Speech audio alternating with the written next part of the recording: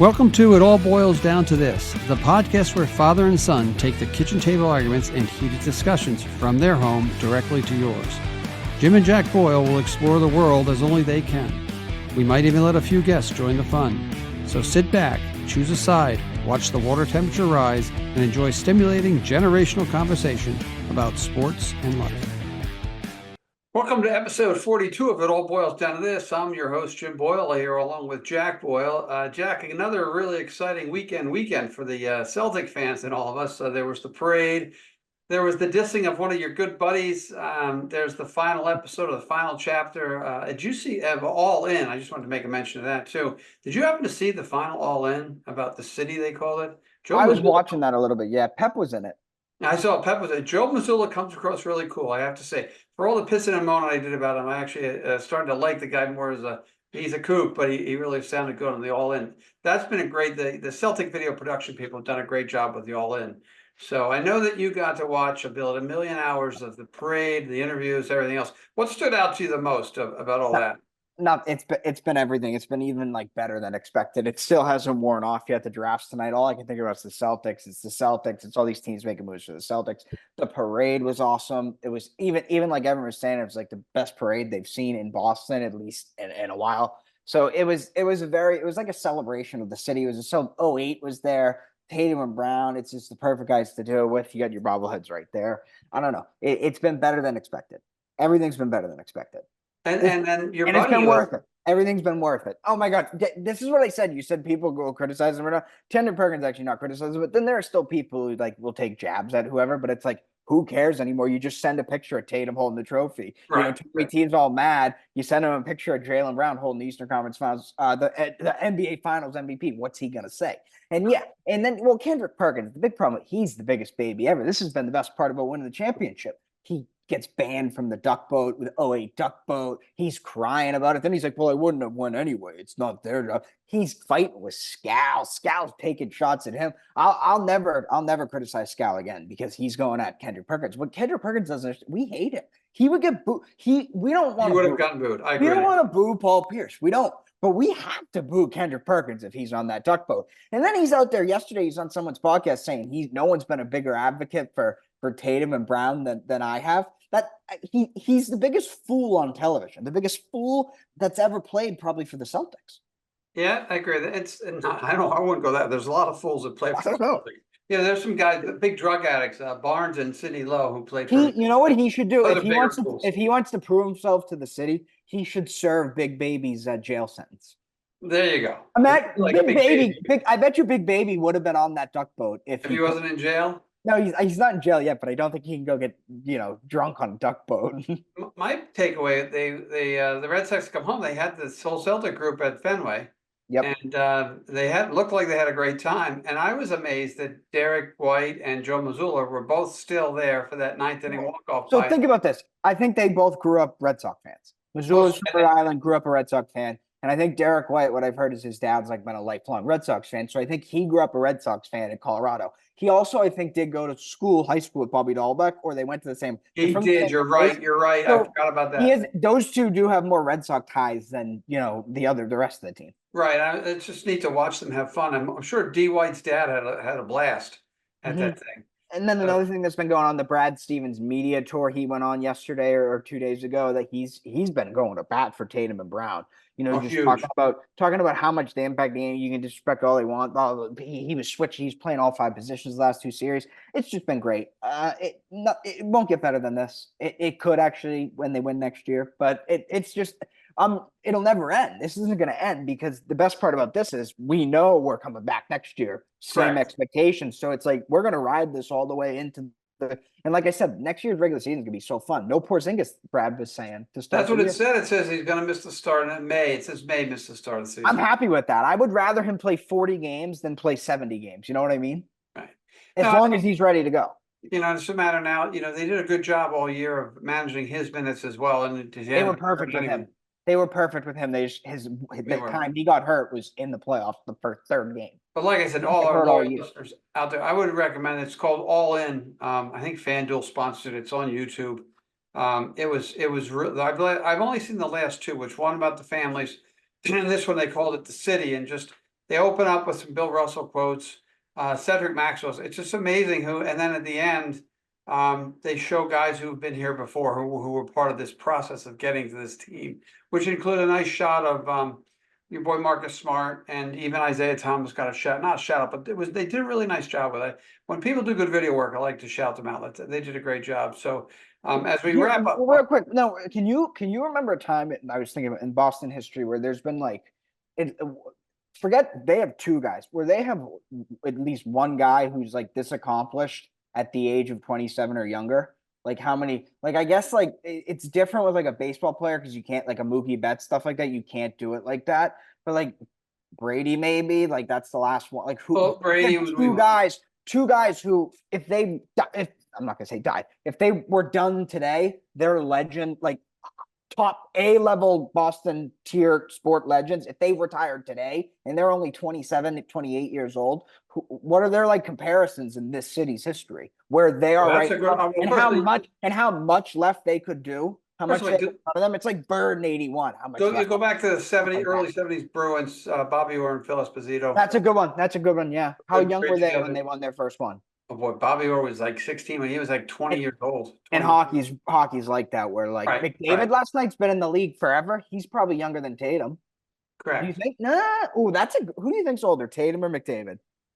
Oh, Tatum's older than McDavid. McDavid's probably 24. McDavid's 27, January 13th, 1997. Tatum's 26. Tatum's younger than him. So that's a good point you bring up in that, everybody talking about the two of them, that Tatum won before Jordan won, Tatum won before Curry won, Tatum won before LeBron won.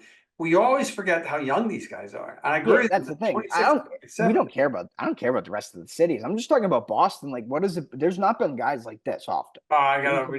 Football would never own to it. Baseball, we had. I mean, Brady. You could say Brady. He won a lot at a pretty young age, but he was probably older than them by then. He was around their age when he was winning those first couple Super Bowls. So him. Yeah. But there's two guys who are like as accomplished as you can be now in Boston sports. Right, and they're going to be here for a while, whereas Brady was here for a while. Mookie's one of them. Mookie's definitely one. Mookie and Bergeron was probably pretty young when they won. A young guy, but I don't know who else. Nothing happened for him though going forward. That's true. It's good. I always remember. I think to look back and say they are so young. People don't realize how young they are. Well, that's the thing. That's what everyone was saying before they won. It was like how much it's going to change. It's not going to if they do win. This bubble coming up my screen. Why'd you give up? I don't know. That just came on my screen. If they do win, though, everyone was saying that it'll be look at how young they are, look at what they've done. Now, when they lose, it's can they ever do it? They're chokers. Like they've been doing this for so long. Now it's look at how young they are, look at how much more they could do, and look at what they've done already. Tatum scored the most playoff points at his age in the history of the NBA, more than LeBron, more than Kobe. They've played a ton of games. What are we doing here? A ton of games. But the best part about those two is the way they take care of themselves. You can clearly see like neither of them have been hurt, really. Brown's had a little bit of injuries throughout his career. Tatum's never been hurt.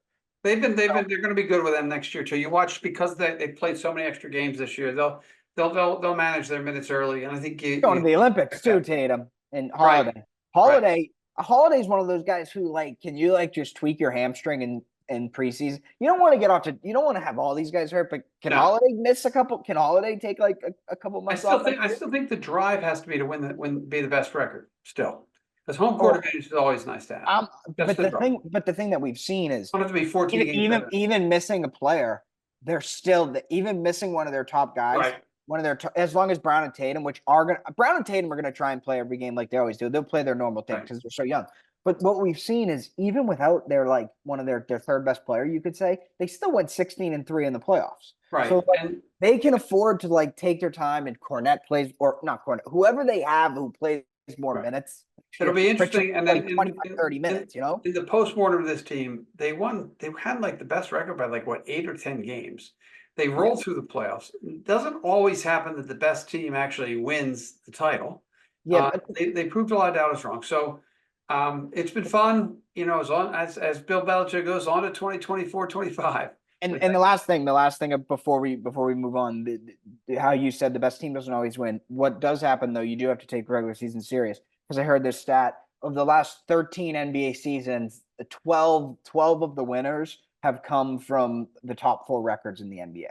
And the one time it wasn't was the Bucks a couple years ago. And that year was like a COVID year, kind of, where like there were so many. Remember the replacement players that year? Yeah. So that was a kind of a freak year, and they were better than a top 4 team. So you gotta have a good regular season to win the NBA. So again, I trust Tatum and Brown to bring the energy at October. So as we're recording this, today is the day of the NBA draft, and it's probably one of the weakest up top drafts that ever existed. I can't name you players.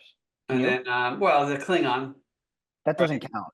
And Reed Shepard, who's going to probably go 3 or 4. Those 2 guys are going to go 3 or 4. I would be shocked. What happened? You told me something. One of the players didn't want to work out for Atlanta. Yeah, some guy. This is the French dude who might go number 1. So Wendy's starting to go like this. And when Wendy goes like this, something's happening. Remember when Wendy was going like this in Utah? Something's happening in Utah. They traded Mitchell and Gobert right after. What do you think?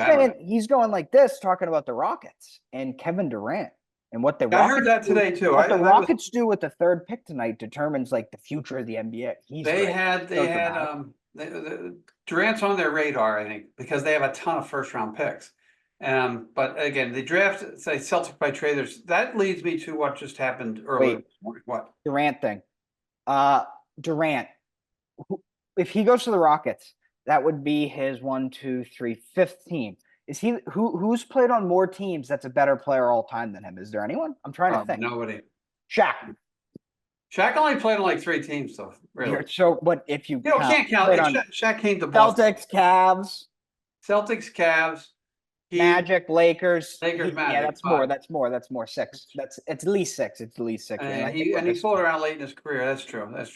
So that's a Durant thing. He's everywhere. But the problem is, again, the draft is if it's mediocre up top, it's a crapshoot anyway. And a lot of teams have to make a lot of decisions. And somebody said it's easier to trade right now draft capital and get players back than it is to draft players and try to win all the way like that. And then let's go to the Knicks, because the Knicks made the big deal. Knicks have actually tried to aggravate me as much as they can aggravate me, and they did. They do a great job. Because now I'm hearing on my Twitter feed is Jay Wright.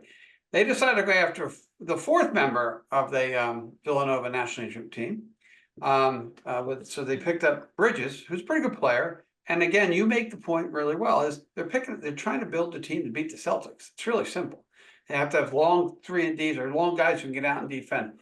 They gave a boatload of picks to the Nets. And what the Nets did was, this is why Houston could be in play today, is the Nets remember the Nets traded, how Houston, they picked up James Harden from Houston or whatever it was. And they gave Houston their 2 number 1 picks this year and next year. So what they did in this swap with Bridges was they made a deal with Houston where they get their picks back this year and next year. And so they might pick, it's a failing for Flag, or what a kid's name is. What's Cooper, whatever. Flag, the main event. Failing for Flag. So that move really helps, if you look at it from the perspective of the Knicks, it helps Knicks gives another player. But if the Knicks don't sign OG and Obi, it's a moot point. So again, the Knicks are they think they're in their window right now, but why are you bringing 4 Villanova players to aggravate me? Here's what I said about the Knicks. It's like, if they don't sign OG, like, that's a good move. You had to make this move because you got to beat if you're going to win the championship and you're from the East, if you're going to win the East, you got to beat the Celtics. So they have to do moves like this. Bridges, if you can't stay in front of Tatum and you can't stay in front of Brown, as we saw against Dallas, you have absolutely no chance of beating them. So this is a good move by them. But if they can't sign OG and Anunoby, it's pointless, because like if they can't sign OG and OG leaves, Celtics will beat them in 4. If OG stays, Celtics beat them 5. Yeah, 6-game series maybe. No one took us to 6 this year, so we'll beat them in 6 if OG stays. It's a good move. It makes them a bit better. I'd be more scared though if like Milwaukee picked him up. Like I keep saying, Milwaukee. Well, Milwaukee, as long as Brunson's on the court, we'll score every time down the. Milwaukee also. Brunson, we'll score every time. Milwaukee's going to go with Giannis, Lillard, and Middleton. They have no more. That's what they're living and dying with him, and the coach being there for a full year. The Knicks are living with. They had a nice little run. Everybody thought when they got OG, they played really well. They were one of the 2nd best team in the league. The problem with the Knicks is going to be they're always going to face the Celtics, no matter how you slice it. So it was just an interesting move. I'm looking at. He extended Adebayo for $160 million deal just a few minutes ago. That just came across the wire. as I'm looking up at the board here. I saw that earlier. That was all. Georgia stunned Portugal in the biggest ever Euro upset. Portugal had already won the group. Bruno didn't play. We'll get down to that next. Any other words? NBA draft. We'll talk NBA draft next week. If we get Jay Trev on next week too, if we don't get him this week, we can talk the draft because Georgia's got that Varadona guy. He's some Georgia dude with some. He's from Napoli. They won the league with him. They call him Varadona because he's Oh my God! After Maradona. We're gonna go back to that. I have them down. I don't know how to pronounce his name. It's like Carvar. You got to look it up. It's a funny name. We'll go back to that in a second. So, any other NBA draft? We're gonna move on. We all have topics to cover today. No, I don't care about the draft really. I'll watch because you know why I'll watch. You know why I'll watch. You know why I'll watch because they'll mention the Celtics. Oh! I have to play this. This is the best. Just to get us before we move on. Hey, Jalen's gonna listen. No, the greatest draft. Tommy T's favorite player, Jaylen Brown. The greatest draft take ever. This is about Mo Bamba. I think he's a hybrid between Anthony Davis and Joel Embiid. Did you hear what he said? No. Whatever. He said he thinks Mo Bamba is a hybrid between Anthony Davis and Joel Embiid. Yeah, a hybrid who likes to sit on the bench. Yeah. Okay. That's interesting. We had a Stanley Cup Game 7, which is really funny because the one thing you watch it for is then to mention that only one Major League Baseball team has ever come back from 3-0. So you get the Red Sox. I thought it was a fun. I watched the last half of the third period, whatever they call it, and it was exciting, and I think that the better team probably won. And I know Connor McDavid's a great player and everything, but it was a grind out game, and Kachuk, that's the tie-in here is Kachuk and Tatum were high school classmates, right? Mm-hmm. Keith Kachuk, his dad's from Medford, of the Kachuk family there. But it was a really interesting because I thought the last Bobrovsky played really well in net, saved them a lot of times. But the last 2-3 minutes, they pulled their goalie, and I thought that the Edmonton coach made a small mistake. And he had his superstars playing almost all the time. By the time they got to the last minute of the game, they were so winded and done that McDavid couldn't even make a final rush with 35 seconds left. So, but Miami gets Florida, the Sunrise, whatever we call it, Fort Lauderdale, they get their champion. And the Celtics have some kind of tie into that as well. And we don't get the greatest comeback of all time. The other thing I wanted to bring up about that was that somebody did either on Athletic or on ESPN, the greatest comebacks of all time. The Red Sox in 2004 were number 10. They had the two other baseball games down 3-1 that were ranked higher than them because they were in the World Series. One was the '85 Kansas City Royals. And if anybody out there is old like me and remembers, Kansas City won that game because Don Denkinger made an absolutely horrible call at first base, or the Cardinals would have won the series in 6. And the other one was like the '58 Yankees beat the Braves or something stupid. But again, don't have to worry about that. Point is moot. You don't win, you don't win. And just like the Celtics last year, they'll come back from it. But any hockey ideas? Oh, the other thing, they like throwing the rats. They like throwing the rats on the field. I don't get what that is. The players were gassed. I thought they were. I wanted them to play like all the time in the third period, but they were totally gassed. They were banged up like every hockey player is. Right. They just couldn't complete it. Whatever. McDavid wins like the Conn Smythe, which I think it's the playoffs MVP, right? Not just the whole playoffs. But he's still at the end of the day, like that goalie there has to be annoyed for the Panthers because he dominated the third period of that game last night. Or 2 nights ago, he dominated. So he won the cup. Like I get McDavid had a great postseason, but he had 0 points, I think, in game 6 and 7. So get out of here. This goalie dominated the third period of game 7. He dominated the third period of game 7 of what people were saying was like the biggest hockey game of the century. So which wasn't, but what do you mean it wasn't? Like what? Detroit, Pittsburgh, maybe? What are you talking about? St. Louis, the Bruins, 2019. Not even close. Okay. Because it's the best player of the century, or the second best player of the century. Because this is the best part about hockey. I love it. I haven't seen memes like this since LeBron in 2011. I don't have one, but it's like Crosby. It's like I went to it's a picture of Crosby. And it's like I went to McDavid's house and tried to get in, but the doorbell there was no ring. I don't know how it was, but those are old. I remember those from the early like Instagram days when those were getting made about LeBron when he had lost to Dallas and all that. So it's great seeing hockey like that, and that's why it's the biggest game of this because it's McDavid. It's a 3. Well, it's McDavid. It also they came back from 3-love. I said that's another big one. In that thing. But that's our hockey wrap up for the year. Maybe next year, as we get more into the fall, we can talk more Bruins if they can become more exciting for us and all. But we are not big hockey buffs at our house. But congratulations to the Florida Panthers. They lost last year. They won this year. You know that the state of Florida has won like 3 of the last 6, 3 of the last 5 NHL titles, Stanley Cups. Tampa won twice, and then And Canada gets nothing. Canada hasn't won an NHL title since 1991 for Montreal. Shout out to Brian Kane, Mr. Montreal. Wait, here it is. Here it is. Went to McDavid's house for drinks, but there were no cups. Oh, gee. Honestly, the LeBron stuff from back in the day was so good like that. That's good, so though. good. That's good. That's good. There was another winner take all match on Monday, which was the College World Series. And I'll tell you something. They do a good job out there in Oklahoma with hosting the College World Series. The place was packed. I mean, the Vols, Tennessee ended up winning, beat Texas A&M. Texas A&M had won the first game. Tennessee won the last 2 to win the whole title. Both teams would have been their first national championship. The reason I bring this up is because after the game, the rumors had been that the coach of Texas, his name's like Schlossnagel or something. Schlossnagel. He ripped up a reporter's you know what, and the reporter said, "You're going to go to Texas," and he just gave him a hard time. What happened yesterday? He went to Texas. So like I said, college sports is such that's the first time that's ever happened in college. Never happened before. Yeah. No. Never happens all the time. No wonder Texas. You know who he kind of got fired, but he did leave. College baseball, I didn't watch any of it. I'd rather watch live golf than college baseball. I had to take that dig. That shot. You know who hates live golf more than me is John Rahm. But move it. Jack's on a roll today with the take. Oh, I hate John. I live golf, but college baseball, no one. It was fun. I wanted to go another coach that kind of abandoned his program, but people were kind of happy he left. Calipari today had some good. He was talking about how much money he's made for his players, and he's 70% of my players I've recruited have been drafted, and 73% of them have got second contracts in the NBA. I'm responsible for $5 billion.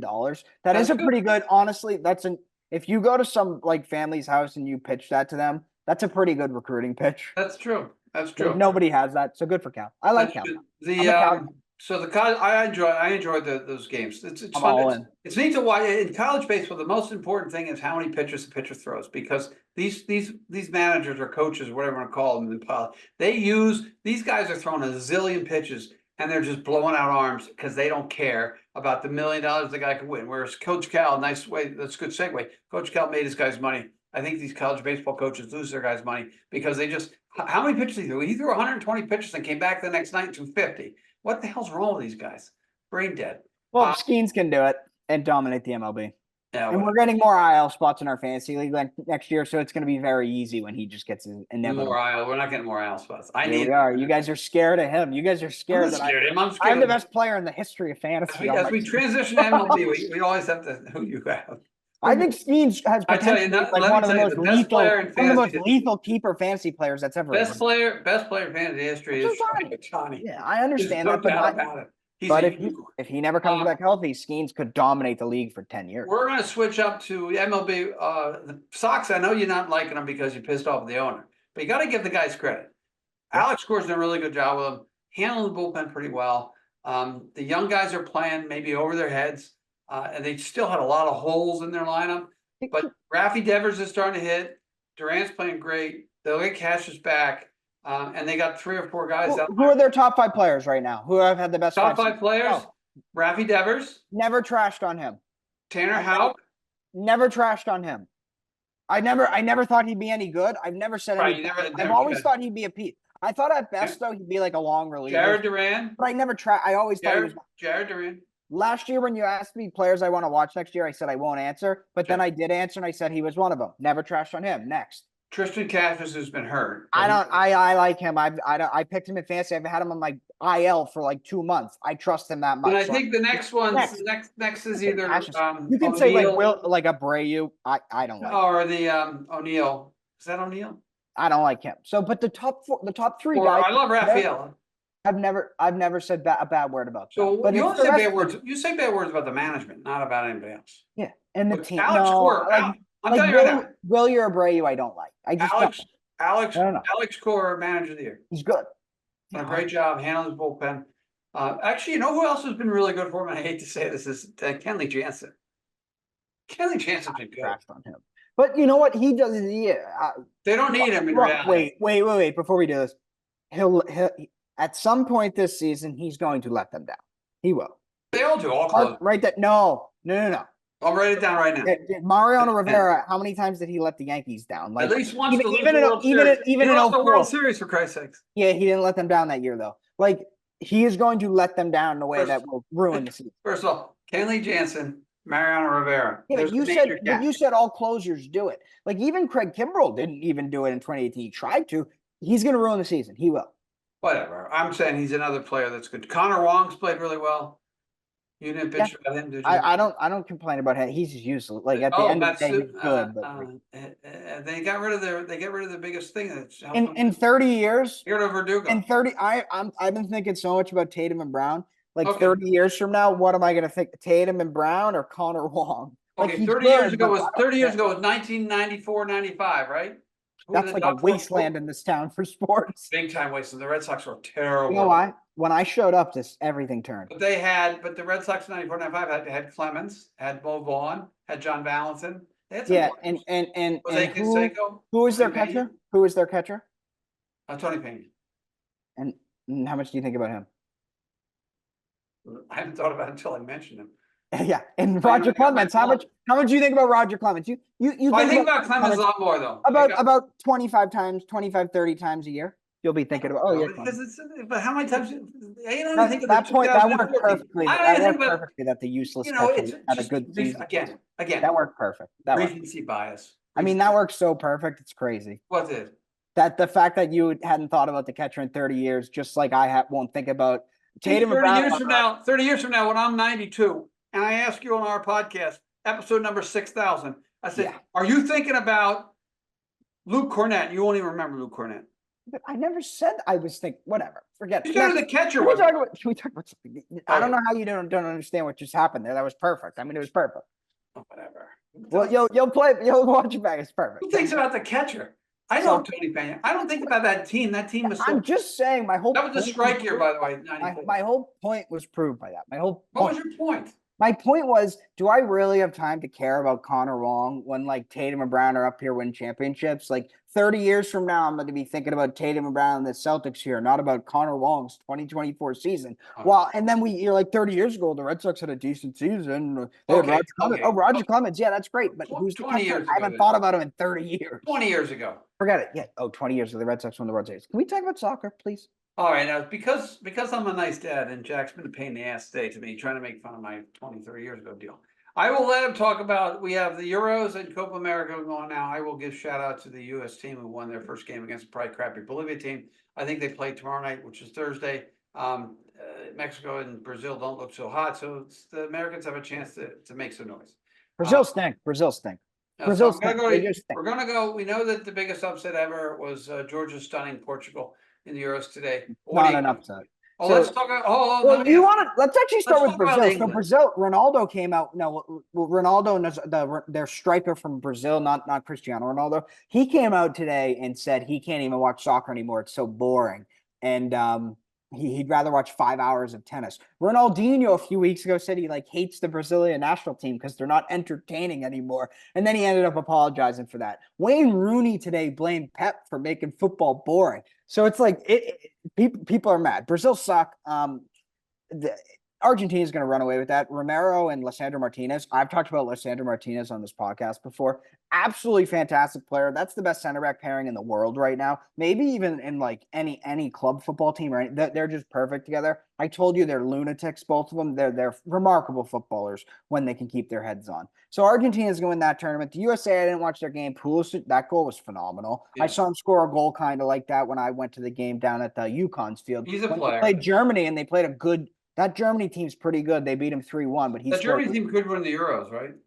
That Germany team, yeah, it definitely could win. They're playing Denmark, Germany. Okay, so why don't you give me that's going to play Spain. So give Spain's playing. Rundown. Who's the best team in Europe? I still think at the end of the day, England should be the best team. They've sucked. They've been horrible. They've been horrible, but they do have the most talent. I don't like France at all. I really don't. I love them in the world. Mbappe doesn't have. He's not the magic's not there right now. Spain's been good, but I'll never trust Spain. Ever since I've been a soccer fan, they've disappointed in tournaments. They'll show you they'll play some good football and then they'll disappoint. Germany really looks good. They got Rudiger at the back. They got Musiala's playing well. They got a lot of good players. They are at home. I think they probably, like, if it's Germany Spain in the quarterfinals, Germany will win that. I love Portugal. I love Fernandez. I don't think he gets enough credit. I think there's a 15% chance he wins. He takes over this tournament and wins player of the tournament and really starts to get his respect as one of these great players. Because the past 3-4 months he's been off the charts good as I've ever seen him. Ronaldo, I've trashed on him on this podcast many times. He looked great. It's like they're giving him something in Saudi Arabia. I don't know what they're doing down there, but he looked great. He understood his role. He was running more. He looked great. I like Portugal's chances. France, I said no. Netherlands, I don't like. They're playing Romania. They'll probably win. Austria, speaking of Ronaldo, he trashed on this manager that coached us for a couple months, Ralph Rangnick. He's got them playing the best football in the tournament right now. They're like the story of the tournament, how good they are. He turned down the Bayern Munich job. He got trashed on that Piers Morgan interview, like I said, by Ronaldo, saying he's not even a coach. I never even heard of this guy. They look good. They could beat Turkey, who everyone likes, and they could beat the Netherlands. I could see them making the semifinals. I could, and I'm rooting for that. And then we go down England. They're playing Slovakia, and the winner that'll play Switzerland versus Italy. So we'll probably get England versus Italy. This England, I mean, they're a mess. This Bellingham guy, who's the second favorite to win the Ballon d'Or, went to Real Madrid. The PR machine, he's supposed to be the future, the star, the guy of England, the David Beckham of England. You know what I mean? He's horrible. He really is. He's shown me nothing. He plays good against Girona in Levante in Spain. He's done nothing. He's done nothing. This tournament, he looks like his technical ability is nowhere. Just put Foden, who's the player of the year. Foden's out. Back in the middle. He's Foden's playing. Out. He had a kid. He'll be back. Put him in the middle. Put Palmer on the left. Put Foden, Saka on the right. You play Rice and my guy Mainu in the midfield. You put Trent at right back. You play Yehi, Stones. You play at left back. I don't know, Trippier maybe, and then you put Pickford in goal. England. The fix is simple. You got to get Bellingham out of the team. It all boils down to say that. They won't. It all boils down to the soccer expert Jack Boyle setting the lineup for England in the Euros, who won't even win because Germany's going to win. If they play that lineup, they'll win. They will. Germany's going to win because if they get Bellingham and Kane up top, I didn't say. I'm going with Germany. If you put Foden will play. They will play better. They're talking about playing football. If you have Mainu and Foden in a midfield together, and Foden playing as a 10, Mainu, they'll play 10 times better football with Palmer and Saka on the wings, Kane up top. They'll win the tournament. They will. I'm taking notes. They won't do that though.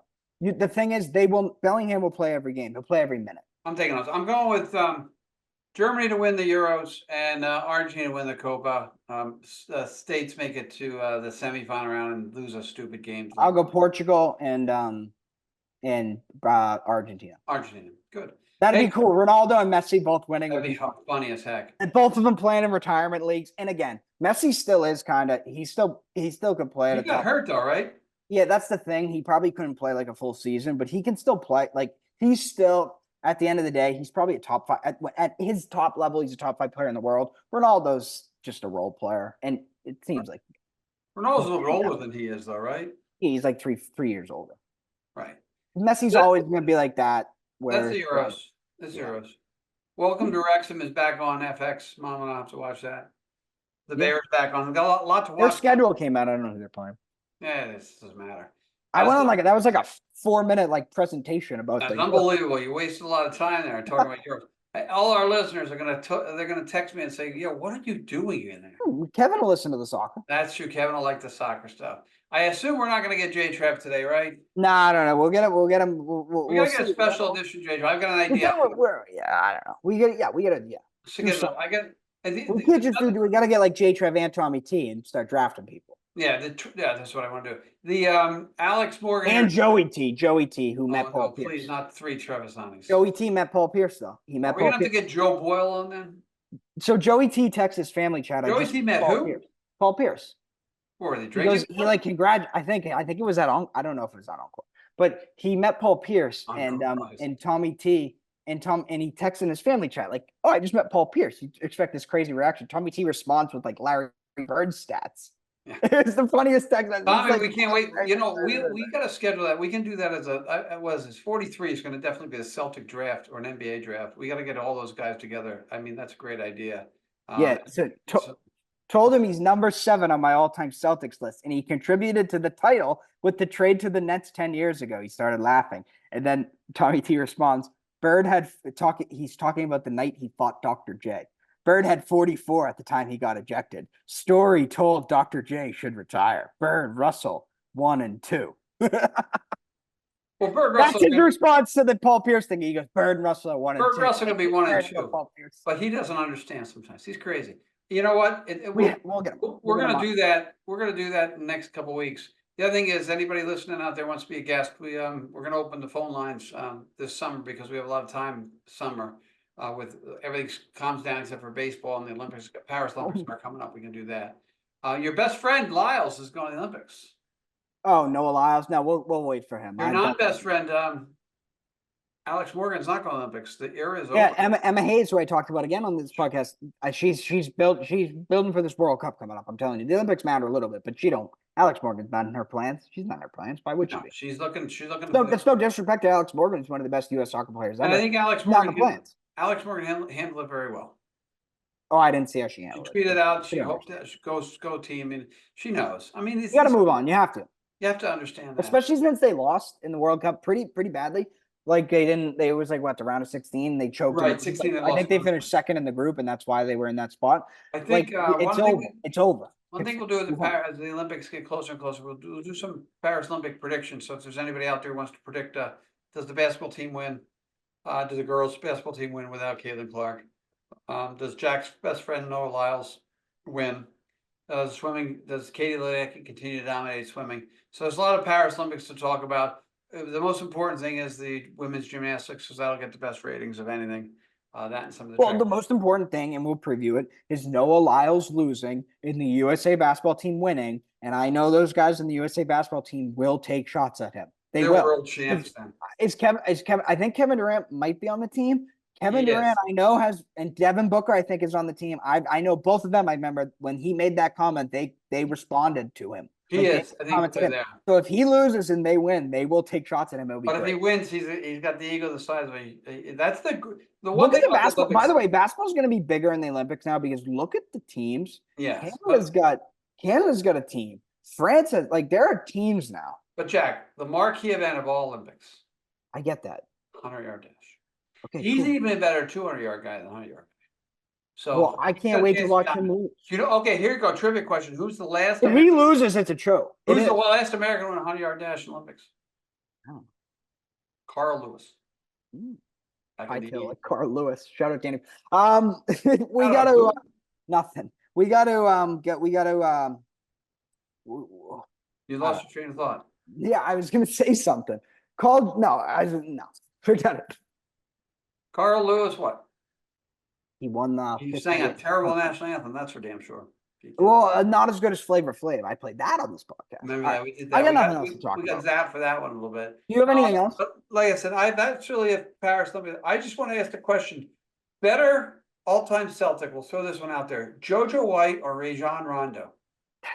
How am I going to answer that? I don't even know a thing. Tommy T, if you're listening, Trev, if you're listening, better all-time Celtic: JoJo White. How are you going to answer that? Rajon Rondo. Well, White won 2 and was a great player through the 70s. Rondo won 1, was a great player for them through his time here. But that's, again, when we talk, and that's what we'll preview that when we get the Trevisanis back on with us, hopefully with the next week or two. That's the key, is to drafting the Celtics all-time teams, is those kind of players. Because everybody's going to take Russell, everybody's going to take Bird, everybody's going to take Havlicek, everybody's going to take Mikhail, Kuzia, Pierce, but what do you do at the lower level? And Tommy T will be crazy about stuff like that. Tommy T go JoJo White all the way. I go Tommy T go JoJo White all the way. But still, we'll get them on. We'll do a Celtic we'll do that. Like I said, if anybody's out there, I got a couple guys. When does Drew Holiday get in that conversation? He's not even close yet. Then Rondo, what do you mean? Why wouldn't he be? Well, Rondo, he played 1 year here. But if you go all time, I have a problem even putting Garnett on that list because he only played 3 or 4 years here though. Whatever. An all-time great Celtic. Maybe we have to define that. No. So, No, and then 'cause the other thing we KD's on that definitely want to list. do is we need to do the draft of every, all-time NBA, all-time MLB, all-time NHL, NFL, stuff like that'll be fun to do. And you and Kevin and Chris can get together and do an all-time Premier League draft for all I care about. I ain't gonna do that one though. So that's what we got for this week. Again, we're living still up the high of the Celtics. We got 4th of July coming up next week. I got football camp, high school football camp. I'm gonna be doing all next week, so I'll be tired when we do this one next week. Any other last words you got for me, Jack? No, I'm rooting for my guys in the Euros. Go to 2 guys right now, Mainu and Bruno, who could really turn the tides for their countries in this tournament and could have an impact. So watch out for that. All right, so that's Jack's last word on the Euros. Go England. Ugh. But so for episode 42. God save the king. Oh my God, I'm done. I'm done with the Euros. I'm done with England. I'm out of here. God save the king. So here we go for it all boils down to this. Was it Portugal, Queen Isabella, and King Queen someone Isabella, sent out Christopher Columbus? Without Queen Isabella, America. Columbus never discovers America. All right, Jack's left us. It all boils down to this, episode 42, and we'll see you on down the road. Thanks for listening to this episode of It All Boils Down to This, recorded at WCTV Studios in our hometown of Wilmington, Massachusetts. We're always open to any ideas, critiques, topics, and guests. So if anyone out there in podcast world needs to get a hold of us, we can be reached via email at jboyle22@comcast.net. Along with Jack Boyle, I'm Jim Boyle. Make sure to tune in to the next edition of It All Boils Down to This.